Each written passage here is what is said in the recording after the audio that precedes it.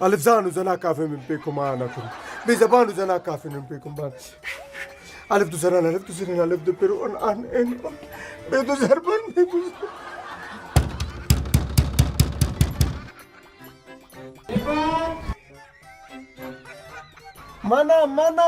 منم ببید که بوبی میشان نامدن بوبی میشان گفتن بعد از این میریم ما مامی جان کیست؟ برسه آبی برای تو دختر بودی تو دختر در خاله اگر ما در ناستین نباشم تو دختر در خاله برای خراب کردی گیر قبادا ما میخواد داماد باشه والا تو بر در کردی خط زیر قمسه که باید چی گفت داماد خود بگوی من خیلی ترقص پنر کسایی که اینه سایی کن خوشو جان برسه بیرون است تو برو خوشو بوی طبیعی کرمش که چیست؟ داخل گپ میزنیم بعد از ما از خود بیگانه دارم بگی مردم از سرک است سر خوشو جان خیر بیا اینجا ایستاچو بیا اینجا ایستاچو بیا ایلاش کن داخل بیا اینجا ایستاچو ایلاش کن پس که گفتم از اینجا قدم پیش نمیمانیم داخل دار سهل نمیگوید سری خواهد چی گفت است؟ چی گفت آمدی اینجا؟ ما ایدی آوردیم ببو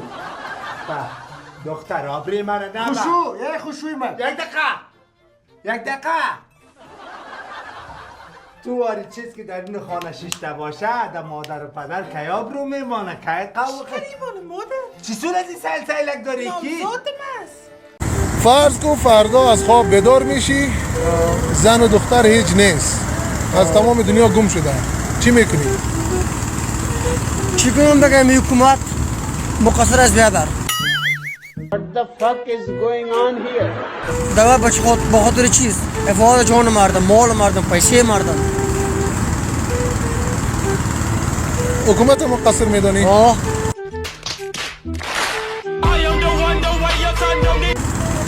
اما رو فکر دولت ناموز گفته بیادر امی صلاح کرد خودش یک ناموز هسته حالا فکر که تو شاو باشی بیا یک مال نفر ببره اونمو مقصر حکومت از بیادر ما است موتر شوی از نباید حکومت بس روی کنه حکومت ما رو بگیره ما شوانی کشور هستم دفتر سرک می باشیم موبایل جور میشه نفع کشته میشه مقصر حکومت از بیادر دواتیسته تشکر آرام باشی خیلی رو